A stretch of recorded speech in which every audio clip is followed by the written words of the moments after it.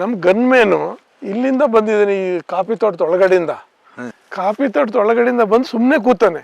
ಆಮೇಲೆ ಲಾಸ್ಟಿಗೆ ಫೈರ್ ಮಾಡೋದು ಅವ್ರಿಗೆ. ಒಂದ್ ನೈಟ್ ಬರೋರು ಅವರು, ಹಗಲತ್ತೇನ್ ಮಾಡೋರು ತೋಟ ನೋಡಕ್ಕೆ ಅಂತ ಒಳಗಡೆ ಬರೋರು ಹಗಲತ್ತು. 2 ಜನ ನಮ್ಮ ಹತ್ರ ಮಾತಾಡಕ್ ಬರೋರು, ಇನ್ನು 4 ಜನ ಎಲ್ಲೆಲ್ಲಿ ಗಂಧದ ಮರಗಳಿದಾವೆ ಅಂತ ನೋಡಕ್ ಹೋಗೋರು. ಆಮೇಲೆ ಒಬ್ಬ ಮುತ್ತುಸ್ವಾಮಿ ಅಂತ ತಗಂದ ಈ ತೋಟನ ಇದರಿಂದ, ತಮಿಳಿಯನ್ಸ್. ಅವನ್ ಸಿಕ್ಕಾಬಟ್ಟೆಗೆ ಲೋಡ್ ಗಟ್ಲೆ ಹೊಡೆದಕಂದ ಇಲ್ಲಿಂದ ಬೆಂಗಳೂರಿಗೆ.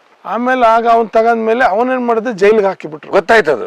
ಗೊತ್ತಾಗಿ ಜೈಲ್ ಹಾಕಿದ್ರು. ಆಮೇಲೆ ಅವನು ಮರದ ಮೇಲೆ ಇರ್ತಾನೆ, ಅಲ್ಲಿ ತೆಂಗಿನ ಮರ ಇದೆ ಅಲ್ಲಿ ಮೂಲೆಯಲ್ಲಿ. ಅವನು ಆ ತೆಂಗಿನ ಮರದಿಂದ ಗರಿ ಅವನು ಹೊಡೆದ ತಕ್ಷಣನೇ ತೆಂಗಿನ ಮರದಿಂದ ನೆಗೆದು ಓಡಿದಾನೆ. 8 ಜನ ಇದ್ರು ಇದು ಅಂತ. ಅದೇ ತರ ಸಿಗ್ನಲ್ ಅವ್ರದ್ದು. 1.5 ಗಂಟೆ ವಾಚ್ ಮಾಡಿದಾನೆ ಅವನು ಗನ್ಮ್ಯಾನ್. ವೀರಪ್ಪನಿಗೆ ಅವನು ಯಾರಿಗ ಕೇರೆ ಮಾಡ್ತಿರ್ಲಿಲ್ಲ. ಹುಡುಗ ಇನ್ನು ಅವನು ಹೆಂಗು ಗಂಧ ಅಂದ್ರೆ ಮೊದಲು ಇಲ್ಲಿ ನಾವು ಚಿಕ್ಕ ಮಕ್ಳಿದ್ದಾಗ ಇಲ್ಲಿಂದ ಗಂಧದ ಮರಗಳು ಕಡ್ದು ಹೊಗೆ ಸೊಪ್ಪಿನಲ್ಲಿ ಹಾಕಿದ್ದಾರೆ ಬೇಯಿಸೋದಕ್ಕೆ. ಸೆಕ್ಯೂರಿಟಿ ಈಗ 2 ಗನ್ಮ್ಯಾನ್ ಇದಾರೆ, ಮತ್ತೆ ಅವ್ರ ವೆಹಿಕಲ್ ಕೊಟ್ಟಿದೀವಿ, ನಾಯಿಗಳಿದಾವೆ. ಅವರೆಲ್ಲ ನೈಟ್ ವಾಚ್ ಮಾಡ್ತಿರ್ತಾರೆ. ವಾಚ್ ಟವರ್ ಇದೆ ನೋಡಿ, ಎತ್ತಕ್ಕೂ ಹೋಗಲ್ಲ ಬಿಚ್ಚಕ್ಕೂ ಹೋಗಲ್ಲ. ವಿಶೇಷ ಅಂತ ಹೇಳಿಕೊಳ್ಳೆ ನೀವೀಗ ಒಂದು ಗಂಧದ ಕಾಡನ್ನ ನೋಡ್ತೀರಾ, ಯಾವ ರೀತಿ ಸೆಕ್ಯೂರಿಟಿಯನ್ನು ಇಟ್ಟಿದ್ದಾರೆ. ಯಾಕಂತ ಹೇಳಿದ್ರೆ ನನಗೆ ಗೊತ್ತಿರುವಾಗ ಅದ್ರ ಬೆಲೆ 1000 ಕೋಟಿ ಗಂಧಕ್ಕೆ. ಅಪ್ಕೊಳ್ಳುವ ಇಲ್ಲೊಮ್ಮೆ ಗಂಧದ ಹೇಗೆ ಅದಕ್ಕೆ ಗಂಧಕ್ಕೆ ಸೆಕ್ಯೂರಿಟಿ ಕೊಟ್ಟಿದ್ದಾರಂತೆ. ಯಾಕಂತ ಹೇಳಿದ್ರೆ ನಾವು ವಿಶೇಷವಾಗಿ ಇವತ್ತು ಕೃಷ್ಣೇಗೌಡರ ತೋಟದಲ್ಲಿದ್ದೇವೆ. ಗಂಧಕ್ಕೆ ಯಾವ ರೀತಿ ಸೆಕ್ಯೂರಿಟಿ ಕೊಟ್ಟಿದ್ದಾರೆ, ಇಂಥದ್ದು 1000 ಮರಕ್ಕೆ ಕೊಟ್ಟಿದ್ದಾರೆ. ಯಾಕಂದ್ರೆ ರಾಜ್ಯದಲ್ಲೇ ನನಗನ್ಸುತ್ತೆ ಇಷ್ಟು ದೊಡ್ಡ ಮಟ್ಟದ ಗಂಧದ ಕಾಡಿಲ್ಲ ಅನ್ಸುತ್ತೆ. ಸರ್ ಇದು ಏನ್ ಸರ್, ಇದ್ರೊಳಗೆ ಎಷ್ಟು ಗಂಧ ಇರ್ಬೋದು ಅಂತೀರಾ? ಇದ್ರಲ್ಲಿ ಹೆಚ್ಚು ಕಡಿಮೆ ಒಂದು 40 kg ಬರ್ಬೋದು. 1 kg ಗಂಧಕ್ಕೆ ಏನಿರುತ್ತೆ? ಈಗ ಒಂದು 16,000 ರೂಪಾಯಿ ಇದೆ 1 ಕಿಲೋಗೆ. 6 ಲಕ್ಷದ ಮರ ಇದೆ. 6 ಲಕ್ಷದ ಮರ ಅಂತ ಇದೆ ಗಂಧ ಸರ್, ಅಪ್ಕೋಬೇಕು ಹಾಗೇನೆ. ಸರ್ ಒಟ್ಟು ಎಷ್ಟು ಮರ ಇದೆ ಸರ್ ಈ ರೀತಿ ನಿಮ್ಮ ಹತ್ರ? ಈ ತರದ್ದು ಒಂದು ಈಗ ಬಂದಿರೋದು ಇದು ಒಂದು 500 ಮರ ಇದೆ. 500 ಈ ತರದ್ದು. ಇನ್ನ ಮೀಡಿಯಂ ಎಲ್ಲ ಒಟ್ಟಿಗೆ 1 ಲಕ್ಷ ಮರ. 1,25,000 ಮರಗಳಿದಾವೆ. ಅದರ ಅರ್ಥ ಈ ರೀತಿ ಒಂದು ಮರ ಅಂದ್ರೆ 6 ಲಕ್ಷ ಅದಕ್ಕೆ ಬೆಲೆ. ಆದ್ರೆ ಇದನ್ನೇನ್ ಕಟ್ ಮಾಡಿಸೋದಿಲ್ಲ ಅಂತೀರಾ? ಈಗಲೇ ಕಟ್ ಮಾಡ್ಸಲ್ಲ, ಇನ್ನು ಬರ್ಲಿ, ಇನ್ನು ಬೆಳೆದ್ಮೇಲೆ ಕಟ್. ಅಂದ್ರೆ ನಿಮ್ ಪ್ರಕಾರ ಈ ಮರ 20 ಲಕ್ಷದ ಆಗ್ಬೇಕು ಲಾಸ್ಟ್. ಅದು 20 ಲಕ್ಷ ಆಗುತ್ತೆ, 25 ಲಕ್ಷ ಆಗುತ್ತೆ ಸರ್? ಆಗುತ್ತೆ, ಬೆಳೆದಂಗ್ ರೇಟ್ ಅದಕ್ಕೆ. ಅಂದ್ರೆ ಸರ್ ಹೇಳ್ತಾರೆ 25 ಲಕ್ಷ ರೂಪಾಯಿ ಮರ ಆಗ್ಬೇಕಂತ ಹೇಳಿ. ಆದ್ರೆ ತುಂಬಾ ವಿಶೇಷ ಅಂದ್ರೆ ಒಂದು ಮರಕ್ಕೆ 25 ಲಕ್ಷ ಆದ್ರೆ 1 ಲಕ್ಷ ಮರಕ್ಕೆ ಎಷ್ಟಾಯ್ತು ಸರ್ ದುಡ್ಡು? ಅದು ಲೆಕ್ಕ ಮಾಡಕ್ಕೆ ಕ್ಯಾಲ್ಕುಲೇಟರ್ ಸಾಕಾಗಲ್ಲ. ಇಲ್ಲಿ ತುಂಬಾ ವಿಶೇಷ ಆದ್ರೆ ಒಂದು ಮರಕ್ಕೆ 25 ಲಕ್ಷ ಆಯ್ತಂದ್ರೆ 1 ಲಕ್ಷ ಮರಕ್ಕೆ ಎಷ್ಟು ದುಡ್ಡು ಆಯ್ತಾರದೇ ನಮಗೆ ಭಯಂಕರ ಸರ್. ಅವತ್ತು ಹೇಗೆ ಬರ್ತೀನಿ ನೀವು? ಒಂದು 6 ಲಾರಿ ತಗೊಂಡೋಗ್ತೀರಾ ಹೇಗಂತೇಳಿ? ಅಂದ್ರೆ ಅದು ನಾವು ಬೆಳೆಸ್ತಾ ಇರ್ತೀವಿ ನೋಡಿ. ಇದು ನೆಟ್ಟಿಲ್ಲ ಹೆಚ್ಚು ಕಡಿಮೆ ಒಂದು 20 ವರ್ಷ ಆಗಿದೆ. ಇದು 20 ವರ್ಷ ಆಗಿರೋದು. ಇದು ಇಷ್ಟು ಬಂದ್ಬಿಟ್ಟಿದೆ. ಇನ್ನೊಂದು 10 ವರ್ಷ ಕಳೆದ್ರೆ ಹೆಚ್ಚು ಕಡಿಮೆ ಒಳ್ಳೆ ರೇಟ್ಗೆ ಹೋಗುತ್ತೆ. ಒಂದು ವಿಶೇಷ ಅಂತ ಹೇಳಿಕೊಳ್ಳೇನೆ ಸರ್, ಗಂಧ ಮೊದಲು ಈ ರೀತಿ ಪಬ್ಲಿಕ್ಲಿ ಬೆಳೆಯುವಾಗಿರ್ಲಿಲ್ಲ. ವೀರಪ್ಪನ ಸಮಯದಲ್ಲಿ ವಿಪರೀತ ಗಂಧ ಕಡ್ದು ಸಾಕ್ಸಿದ್ರಂತಾಯ್ತು. ನೀವೆಲ್ಲ ಹೇಗೆ ಸರ್ ಇಷ್ಟು ದೊಡ್ಡ ಮಟ್ಟದಲ್ಲಿ ಗಂಧ ಬೆಳಿಲಿಕ್ಕೆ ಪ್ರಾರಂಭ ಮಾಡ್ತೀರಾ? ಆದ್ಮೇಲೆ ಧೈರ್ಯ ಮಾಡಿ ಬೆಳಿಬೇಕು ಅದನ್ನ. ಏನು ಕಡಿತಾನೆ ಅಂತಂದ್ರೆ ಕಡಿಲಿ ಬಿಡಿ, ಒಂದು 50 ಮರ ಕಡ್ಕೊಂಡೆ ಹೋಗ್ಲಿ, 100 ಕಡಿಲಿ, 200 ಮರ ಕಡ್ಕೊಳ್ಳಿ. ಈಗ 1,25,000 ಮರದಲ್ಲಿ ಒಂದು 2,000 ಮರನ ಕಡಿಲಿ ಅವನು, ಬಾಕಿದಾರ ಉಳಿಯುತ್ತಲ್ಲ. ಕಳ್ತನ ಮಾಡಿ ಒಂದೊಂದು 25,000 ಮರನೇ ಹೋಗ್ಲಿ, ಇನ್ನೂ 1 ಲಕ್ಷ ಮರ ಉಳಿಯುತ್ತದಲ್ಲ ನಮಗೆ. ಅದ್ರ ಮೇಲೆ ಧೈರ್ಯ ಮಾಡಿದ್ರೆ ಅಷ್ಟೇ ದುಡ್ಡು ಬರುತ್ತೆ. ಅದಕ್ಕೇನು ಮಾಡಂಗಿಲ್ಲ, ನಾವೇನು ಇದು ಮಾಡಂಗಿಲ್ಲ. ಅದು ಬೆಳೀತಾ ಇರ್ತದೆ ಅವ್ರ ಪಾಡಿಗೆ. ಅದ್ರ ಮಧ್ಯೆ ಸಿಲ್ವರು ಅದು ಇದು ಯಾವ್ದಾರ ಬೆಳಕಂತೀವಿ. ಈ ತರ ಇರೋದ್ರಿಂದ ಲಾಭನಲ್ಲ ಅದು. ಈ ಹವಾಮಾನಕ್ಕೆ ಸೂಕ್ತನಾ ಸರ್ ಗಂಧ ಬೆಳೆ? ಗಂಧ ಅಂದ್ರೆ ಮೊದಲು ಇಲ್ಲಿ ನಾವು ಚಿಕ್ಕ ಮಕ್ಳಿದ್ದಾಗ ಇಲ್ಲಿಂದ ಗಂಧದ ಮರಗಳು ಕಡ್ದು ಹೊಗೆ ಸೊಪ್ಪಿನಲ್ಲಿ ಹಾಕಿದ್ದಾರೆ ಬೇಯಿಸೋದಕ್ಕೆ. ಅವರಿಗೆ ಜ್ಞಾನ ಇಲ್ಲದೆ ಇಲ್ಲಿಂದ ಗಂಧ, ಬೀಟೆ, ಹೊನ್ನೆ, ಮತ್ತಿ ಈ ತರ ಮರಗಳು ಕಡ್ಕೊ ಬರೋರು ಅಲ್ಲಿ ಒಲೆಗೆ ಹಾಕಕ್ಕೆ. ಆಗ ಅದು ಬೆಲೆನೇ ಗೊತ್ತಿಲ್ಲ, ನಮ್ಗೇನು ಅಂತಲೂ ಗೊತ್ತಿಲ್ಲ. ಆ ತರ ಇದ್ದದ್ದಿಲ್ಲಿ. ಆಮೇಲೆ ಒಬ್ಬ ಮುತ್ತುಸ್ವಾಮಿ ಅಂತ ತಗಂದ ಈ ತೋಟನ ಇದರಿಂದ, ತಮಿಳಿಯನ್ಸ್. ಅವನು ಸಿಕ್ಕಾಬಟ್ಟೆಗೆ ಲೋಡ್ ಗಟ್ಲೆ ಹೊಡೆದಕಂದ ಇಲ್ಲಿಂದ ಬೆಂಗಳೂರಿಗೆ. ಹಾಗೇನು ಹೆಚ್ಚಿಗೆ ಇದಿರ್ಲಿಲ್ಲ, ಚೆಕಿಂಗ್ ಇರ್ಲಿಲ್ಲ. ಆಮೇಲೆ ಆಗ ಅವ್ನ್ ತಗಂದ್ಮೇಲೆ ಅವನೇನ್ ಮಾಡಿದ್ರೆ ಜೈಲ್ಗೆ ಹಾಕಿಬಿಟ್ರು. ಗೊತ್ತಾಗಿ ಜೈಲ್ ಹಾಕಿದ್ರು. ಅವನು ಅಲ್ಲಿಂದ ಒಳಗಡೆ ಇದ್ದಂಗೆ ಕೇರಳಿಯನ್ಸಿಗೆ ಸೇಲ್ ಮಾಡ್ದ ಇದನ್ನ, ಇದೇ ತೋಟ. ಕೇರಳಿಯನ್ಸಿಗೆ ಸೇಲ್ ಮಾಡಿ ಅವರು ಇಲ್ಲಿ ಕ್ಯಾಶು ಹಾಕ್ತೀನಿ ಅಂತ ಬಂದ್ರು. ಅವ್ರಿಗೆ ಫೇಲ್ಯೂರ್ ಆಗ್ಬಿಡ್ತೀವಿ, ಮಾಡಕ್ ಆಗ್ಲಿ. ಆಮೇಲೆ ಆಗ ಅವ್ರೇ ಮಾಡೋ ನಮಗೆ ಗೋಡಂಬಿ. ಹೇಗೆ ಬೆಳೆ ಹಾಕುದು? ಯಾಕೆ ಫೇಲ್ಯೂರ್ ಆಯ್ತು? ಫೇಲ್ಯೂರ್ ಅಂತಂದ್ರೆ ಈ ಏರಿಯಾಗೆ ಬರಲ್ಲ ಅದು. ಈ ಟೈಮಲ್ಲಿ ಕೋಲ್ಡ್ ಬೀಳುತ್ತೆ. ಈಗ ಅದು ಈ ಟೈಮಲ್ಲೇ ಬರೋದು. ಅದು ಆಗಲ್ಲ, ಹೂವೆಲ್ಲ ಉದುರೋಗ್ಬಿಡುತ್ತೆ. ಅದಕ್ಕೆ ದಕ್ಷಿಣ ಕನ್ನಡ ಜಿಲ್ಲೆ ಸೆಕೆ ಜಾಗ ಬೇಕು, ಕರಾವಳಿ ಭಾಗ ಬೇಕು, ಅಲ್ಲಿ ಕೇರಳ ಎಲ್ಲ ಅಲ್ಲಿ ಚೆನ್ನಾಗ್ ಬರುತ್ತೆ. ಸ್ವಾಮಿ ಎಷ್ಟು ಕೋಟಿ ರೂಪಾಯಿ ಮಾಡಿದೆ ಸರ್ ಅವನು ಸಿಕ್ಕಾಬಟ್ಟೆ ಮಾಡಿ ಗಂಧನ ಕಡದೆ ಮಾರ್ಬಿಟ್ಟ. ಅಷ್ಟು ಗಂಧ ಇದ್ದದ್ ತೋಟ, ಇದು ಗಂಧದ ಇದೇ ಗಂಧದ ಅಷ್ಟು ಗಂಧದ ಮರ ಇತ್ತಿಲ್ಲ ಮೊದ್ಲು. ವೀರಪ್ಪನಿಗೆ ಅವನು ಯಾರಿಗ ಕೇರೆ ಮಾಡ್ತಿಲ್ಲ, ಹುಡುಗ ಇನ್ನು ಅವನು ಹೆಂಗು ಭಾರಿ ಹೊಡೆದ್ಬಿಟ್ಟ. ಇಲ್ಲಿ ಏನ್ ಹೇಳ್ತಿದ್ದ ನಿಮ್ಮ ಹತ್ರ? ನೋಡಿದ್ರ ಅವನ್ನ? ನೋಡಿದ್ದು. ಹೇಗೆ ಏನ್ ಹೇಳ್ತಿದ್ದ? ಏನಿಲ್ಲ, ಅವನೇನು ನಾರ್ಮಲ್ ಆಗಿರೋನು. ಅವನು ಟೊಬಕನು ಹಾಕಿದ್ದ, ಟೊಬಕಕ್ ಬರೋನು ಅಲ್ಲಿಗೆ.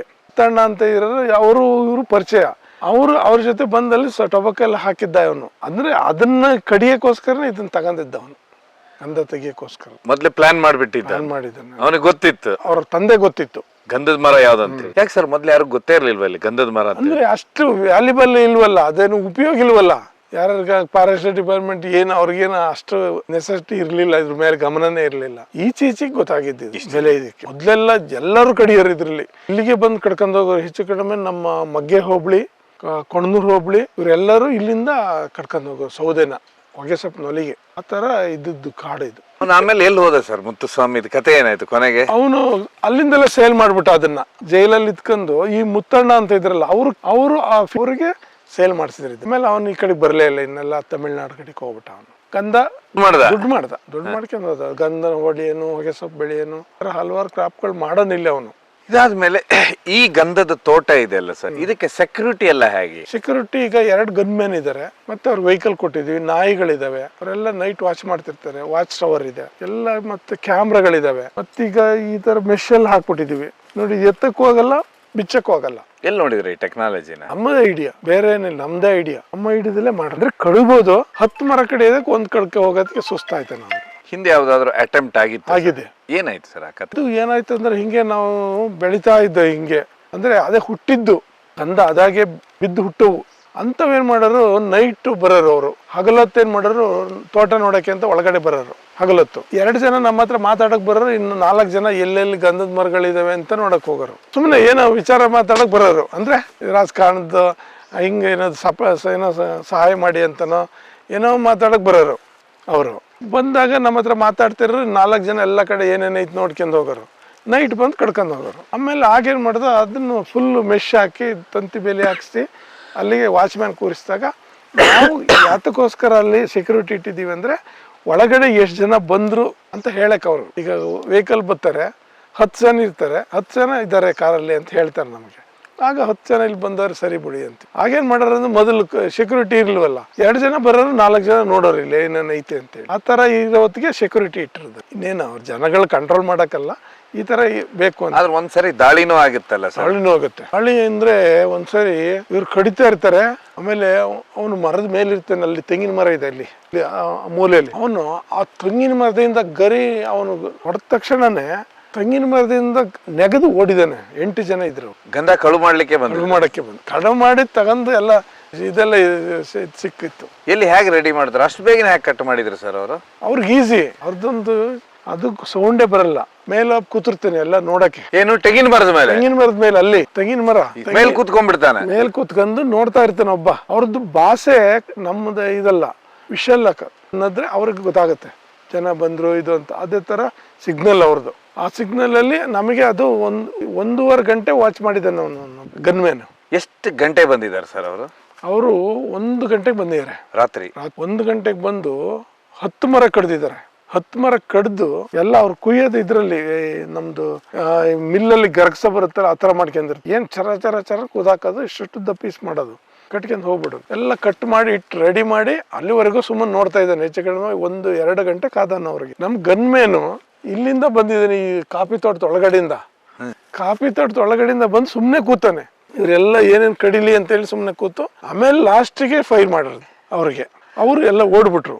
ಆಮೇಲೆ ಇಲ್ಲಿ ಮೇಲೆ ಕೂತಿದ್ನಲ್ಲ ಅವ್ನ ಪಕ್ಕದಲ್ಲೇ ಇವನು ಅಲ್ಲೇ ಇದ್ದಾನೆ, ನಮ್ ರೈಟ್ರುವೆ. ಅಲ್ಲಿಂದ ನೆಗೆದು ಓಡ್ಬಿಟ್ಟ ಇವನು. ಹೆಂಗಿಡ್ದ ನೋಡಿ, ಅಲ್ಲಿಂದ ನೆಗಿಬೇಕಾರೆ ಗರಿ 4 ಗರಿ ಹಿಡ್ಕೊಂಡು ಕೆಳಗೆ ಬಂದವನು. ಏಟಾಗುತ್ತೆ ಅಂತ ಅವನಿಗೆ ಸಡನ್ ಆಗಿ ಹೇಳಿದ್ರೆ ಏಟಾಗುತ್ತೆ. ಅವನ ಗರಿನ ಹಿಡ್ಕೊಂಡು ಕೆಳಗೆ ನೆಗ್ದಿದ್ದಾನೆ ಹಿಡಿದು. ಆಗ ಒಂಥರ ಸ್ಪ್ರಿಂಗ್ ಆದಂಗೆ ಆಯ್ತಲ್ಲ ಅವನಿಗೆ. ಇನ್ನೊಬ್ಬ ಅಲ್ಲೇ ಇದ್ದ, ಅವ್ನು ಕರ್ಕೊಂಡೋಗಿ ಹಾಸ್ಪಿಟ್ಲಿಗೆಲ್ಲ ಸೇರಿಸಿ ಆಮೇಲೆ ಟ್ರೀಟ್ಮೆಂಟ್ ಎಲ್ಲ ಕೊಡಿಸಿ ಆಮೇಲೆ ಕೇಸ್ ಆಯ್ತು. ಇನ್ನು ಆದ್ರೆ ಇನ್ನೇನ್ ಮಾಡಕ್ಕಾಗತ್ತೆ ಅದ್ರ ಬಗ್ಗೆ. ಎಲ್ಲಿಯವರು ಸರ್ ಅವರೆಲ್ಲ? ತಮಿಳಿಯನ್ಸ್. ನಿಮ್ದು ಕರೆಕ್ಟ್ ಅವ್ರ ಅದ್ರ ಹಿಂದೆ ಎಷ್ಟು ದಿವಸದ ಹಿಂದೆ ಬಂದಿದ್ರು ಅವ್ರು ಇಲ್ಲಿ? ಇದು ಕರೆಕ್ಟ್ ನೋಡ್ಕೊಳ್ಳೋದು ಅದು ವರ್ಷಕ್ಕೊಂದ್ಸರಿ ಮಾಡ್ತಾನೆ ಇರೋರು ಅವರು. ಇಲ್ಲೇ ವರ್ಷಕ್ಕೊಂದ್ಸರಿ ಬಂದ್ಬಿಡ್ರಿ. ಯಾವಾಗ ನಾವು ಹೊರಗಡೆ ಹೋಗಿದ್ದೀವಿ, ನಾನು ತಮಿಳ್ನಾಡಿಗೆ ಹೋಗಿದ್ದೆ, ಅವತ್ತು ಕಡ್ದವ್ರೆ. ಹೊರಗಡೆ ಹೋದಾಗ ಕಡ್ದವ್ರೆ ಮಾಡಿ ಕಡಿತಾ ಇದ್ರು. ಏನೋ ಬಂದ್ಬಿಟ್ಟವ್ರೆ ಮಿಸ್ ಆಗಿ. ಇಲ್ಲಿವರೆಗೆ ಬಂದಿಲ್ಲ. ಈ ಮೆಶ್ ಹಾಕಿದ್ಮೇಲೆ ಇನ್ನೂ ಸೇಫ್ಟಿ ಆಯ್ತು. ಅವ್ರಿಗೆ ಕುಯ್ಯಕ್ಕೆ ಕಷ್ಟ ಆಗುತ್ತೆ. ಇದು ಕಾಯುವುದು ದೊಡ್ಡ ಕಷ್ಟನೇ. ಕಷ್ಟನೇ, ಕಾಯೋದು ಕಷ್ಟ. ಅಯ್ಯೋ ಇದ್ ಮಾಡಿ ಕಾಯ್ತಾರಲ್ಲ. ಈಗ ಇದನ್ನ ಮಾರುವತ್ತಿಗೂ ಕಷ್ಟ ಸರ್. ಹೌದು. ಅವಾಗ ಒಂದು 10 ಲಾರಿ ಬೇಕು ದುಡ್ಡು ತರೋದಕ್ಕೆ. ಮಾರುವತ್ತಿಗೂ ವಿಶೇಷ ಅಂತ ಹೇಳಿದ್ರೆ ಗಂಧ ಬೆಳೆಯುವುದು ಎಷ್ಟು ರಿಸ್ಕ್ ಇದೆ, ಎಷ್ಟು ಕಷ್ಟ ಇದೆ ಅನ್ನುವಂಥದ್ದು. ಯಾಕಂದ್ರೆ ಒಂದೊಂದು ಮರ 20-25 ಲಕ್ಷದ ಮರ ಆಗ್ಬಿಟ್ರೆ ಅದನ್ನ ಕಾಯ್ಬೇಕಲ್ಲ, ಅದು ದೊಡ್ಡದಂತಿದ್ರು ಕೃಷ್ಣೇಗೌಡರು. ಅದಕ್ಕೆ ಕೃಷ್ಣೇಗೌಡರು ಯಾವ ರೀತಿ ಏನೆಲ್ಲ ಆಗಿದೆ ಸಮಸ್ಯೆಗಳು, ಯಾವ ರೀತಿ ಗಂಧ ಕಡಿಲಿಕ್ಕೆ ಬರ್ತಾ ಇದ್ರಿ ಇಲ್ಲಿಗೆ ಅನ್ನುವಂಥದ್ದು ಕಥೆನೂ ಹೇಳಿದ್ರು ಸರ್. ಒಟ್ಟಾರೆಯಾಗಿ ಅಂತ ಹೇಳಿದ್ರೆ ಒಟ್ಟು 1,25,000 ಮರ ಇದೆ ಇದರಲ್ಲಿ. ನಿಮ್ ಪ್ರಕಾರ ರಾಜ್ಯದಲ್ಲಿ ನೀವೇ ನಂಬರ್ 1? ಇಲ್ಲ, ಆತರ ನಾವು ತಿಳ್ಕೊಂಡೇ ಇಲ್ಲ. ಬೆಳಿಬೇಕು ಮಾಡ್ಬೇಕು ಬಿಟ್ರೆ ನಾವು ಅದ್ರ ಎಕ್ಸ್ಪೆಕ್ಟೇಷನ್ನೇ ಮಾಡಿಲ್ಲ. ಅಲ್ಲ, ನಿಮ್ಗಿಂತ ದೊಡ್ಡ ಗಂಧದ ಕಾಡು ನೋಡಿದೀರಾ? ನಾವೆಲ್ಲ ನೋಡಿಲ್ಲ. ಕೆಲವರು ಇದಾರೆ, 50 ಎಕರೆ 60 ಎಕರೆ 100 ಎಕರೆ ಮಾಡಿದ್ರು ಇದಾರೆ. ಆದ್ರೆ ಇಷ್ಟು ದೊಡ್ಡದಿಲ್ಲ, ಇಷ್ಟು ದೊಡ್ಡದಿನ್ನೂ ಆಗಿಲ್ಲ. ವಿಶೇಷವಾದಂತ ಗಂಧವನ್ನ ಬೆಳೆದಿದ್ದಾರೆ. ಅದಕ್ಕೆಲ್ಲ ಮೆಸ್ ಬೇರೆ ಹಾಕಿದ್ದಾರೆ, ಎಲ್ಲದಕ್ಕೂ ಸೆಕ್ಯೂರಿಟಿ ಕೊಟ್ಟಿದ್ದಾರೆ, CCTV ಇಟ್ಟಿದ್ದಾರೆ. ವಿಶೇಷವಾಗಿ 24 ಗಂಟೆನೂ ಇಲ್ಲಿ ಕಾಯ್ತಾನೆ ಇರ್ತಾರೆ. ಅರಕಲಗೂಡಿನವರಿಗೆ ತುಂಬಾ ಚಿರಪರಿಚಿತರಾಗಿರ್ತಾರೆ. ಕೃಷ್ಣೇಗೌಡರು ಯಾರು ಅಂತ ಹೇಳಿದ್ರೆ ನಿಮ್ಗೆಲ್ಲ ಗೊತ್ತಿರುತ್ತೆ. ಅದ್ರ ಮಧ್ಯಾಹ್ನ ಅಂತ ಹೇಳಿದ್ರೆ 700 ಎಕರೆಯಲ್ಲಿ ದೊಡ್ಡ ಸಾಮ್ರಾಜ್ಯವನ್ನೇ ಕಟ್ಟಿದ್ದಾರೆ. ಈಗ ನನ್ನ ಹಿಂದೆ ಇರುವಂತದ್ದು ಅವರು ಸಿಲ್ವರ್ ಮರಗಳನ್ನ ಬೆಳೆಸಿದ್ದಾರೆ. ನೀವು ಎಡ ಬಲ ಎಲ್ಲಿ ನೋಡಿದ್ರು ಅಂತ ಹೇಳಿದ್ರೆ, ನಾವೀಗ ಜೀಪ್ನಲ್ಲಿ ಬಂದು ನೀವು ನೋಡ್ಬೋದು ಅವ್ರದ್ದು ಕಾಡು ಹೇಗೆ ಎಷ್ಟು ದೊಡ್ಡದಿತ್ತು ಅಂತ ಹೇಳಿ. ಅದ್ರ ಮಧ್ಯಾಹ್ನ ಅವರು ವಿಶೇಷವಾದ ಸಿಲ್ವರ್ ಮರಗಳನ್ನ ಬೆಳೆಸಿದ್ದಾರೆ. ಸಿಲ್ವರ್ ಇಂದ ಏನು ಉಪಯೋಗ, ಏನು ಸಿಲ್ವರ್ ಮರದಿಂದ ಏನು ಉಪಯೋಗ ಅಂತ ಕೇಳ್ತಾ ಹೋಗುವ. ಯಾಕಂತ ಹೇಳಿದ್ರೆ ಮುಂದೆ ನಿಮಗೆ ಇವರ ಗಂಧದ ಕಾಡನ್ನ ತೋರಿಸ್ತೇನೆ. ಅದಾದ್ಮೇಲೆ ವಿಶೇಷವಾದ ಬೆಳೆಗಳು, ಇದನ್ನ ನಾವು ರಾಜ್ಯದಲ್ಲೇ ನೋಡ್ಲಿಕ್ಕೆ ಸಾಧ್ಯ ಇಲ್ಲ, ನಾನು ಇಲ್ಲಿವರೆಗೆ ನೋಡಿಲ್ಲ.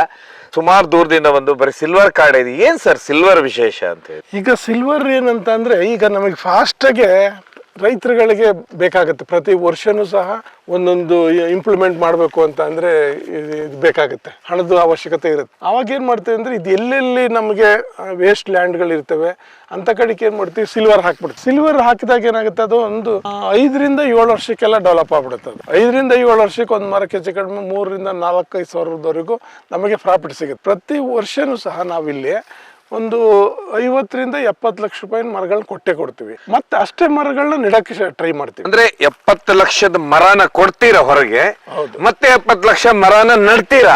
ಅದು ಕ್ಲೀನ್ ಆಗಿ ಡೆವಲಪ್ ಆಗ್ಬೇಕು ಅಂತ ಅಂದ್ರೆ 9x9 ಹಾಕಿದ್ರೆ ಒಳ್ಳೇದು. 9x9 ಹಾಕಿದ್ರೆ ಸ್ವಲ್ಪ ಫಾಸ್ಟ್ ಆಗಿ ಬರುತ್ತೆ, ಸ್ವಲ್ಪ ಇದಾಗುತ್ತೆ. ಇನ್ನೂ ಜಾಸ್ತಿ ಇದ್ರೆ ಇನ್ನೂ ಬೇಗ ಬರುತ್ತೆ ಅದು.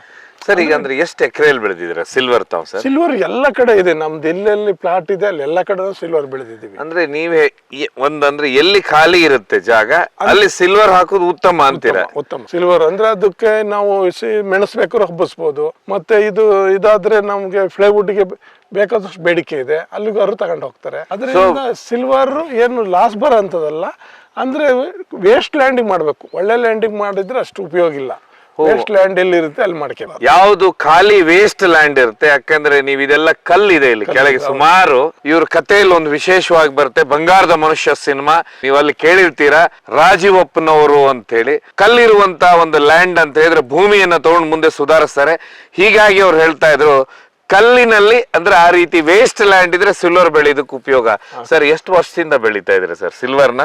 ಸಿಲ್ವರ್ ನಾವು ಇಲ್ಲಿಗೆ ತಗೊಂಡು 98ರಲ್ಲಿ ತಗೊಂಡಿದ್ದಿದ್ದು. ಇದು ಲ್ಯಾಂಡ್ ಪರ್ಚೇಸ್ ಮಾಡಿದ್ವಿ ಕೇರಳಿಯನ್ಸ್ ಇವರಿಂದ. ನಾವು ಪರ್ಚೇಸ್ ಮಾಡಿ ನಾವು ಹಾಕಿದ್ದು ಒಂದೇ ವರ್ಷದಲ್ಲಿ, ಆ ವರ್ಷ 1,50,000 ಸಿಲ್ವರ್ ನೆಟ್ಟಿದ್ದು ಒಂದೇ ವರ್ಷದಲ್ಲಿ. ಅಂದ್ರೆ 10 ನೆಟ್ಟಿದ್ದಾಗ. ಅಂದ್ರೆ ನಾವು ಕಾಫಿ ಹಾಕ್ಬೇಕಾಗಿತ್ತಲ್ಲ, ಆವಾಗ ಏನ್ ಮಾಡಿದ್ರು, ಸಿಲ್ವರ್ ಜಾಸ್ತಿ ಹಾಕಿದ್ರೆ ಸೇಡ್ ಜಾಸ್ತಿ ಬರುತ್ತೆ ಅಂತ ಹೇಳ್ಬಿಟ್ಟು ಅದೇನ್ ಮಾಡಿದ್ರು, ಅದನ್ನ ಜಾಸ್ತಿ ಹಾಕಿದ್ದು. ಈಗ ಅದೇನ್ ಮಾಡ್ತೀವಿ, ಬಂದಂಗ್ ತೆಗಿತಾ ಇದೀವಿ, ಇನ್ನೂ ನೆಡ್ತಾನೂ ಇದೀವಿ. ಈ ತರ ಮಾಡ್ಕೊಂಡ್ ಬಂದಿದ್ದೆ. ಇದು 98ರಲ್ಲಿ ತಗೊಂಡಿದ್ದು. ಅಲ್ಲಿಂದ ಇಲ್ಲಿವರೆಗೂ ಸಿಲ್ವರ್ ನೆಡ್ತಾನೆ ಇದೀವಿ. ಮತ್ತೆ ನಾವು ಅದನ್ನ ಕಟಾವ್ ಮಾಡ್ತಾನೆ ಇದೀವಿ. ಕೋಟಿ ಏನಾಗಿರಕ್ಕಿಲ್ಲ, 20-25 ಕೋಟಿವರೆಗೂ ಸಿಲ್ವರ್ ಕೊಟ್ಟಿದ್ವಿ. ಪ್ಲಾಂಟ್ ಸಿಗುತ್ತೆ. ಅದೊಂದು 3 ಮಂತ್ಸ್ ಆಗಿರುತ್ತೆ. ಅವರು ಬೆಳೆಸಿ ನಮಗೆ ಕೊಡ್ತಾರೆ, ನಾವಲ್ಲಿಂದ ತಂದು ಹಾಕ್ತಿವಿ. ಇಲ್ಲಾಂದ್ರೆ ನಾವೇ ನರ್ಸರಿ ಮಾಡ್ಕೊಂತೀವಿ. ನೆಡ್ಬೇಕು, ಇದನ್ನ ನೆಡ್ಬೇಕು. ನಟ್ಟ ಮೇಲೆ ಈ ರೀತಿ ಉದ್ದ ಆಗ್ಬೇಕಂದ್ರೆ ಎಷ್ಟು ದಿವಸ ಸರ್ ಮರ?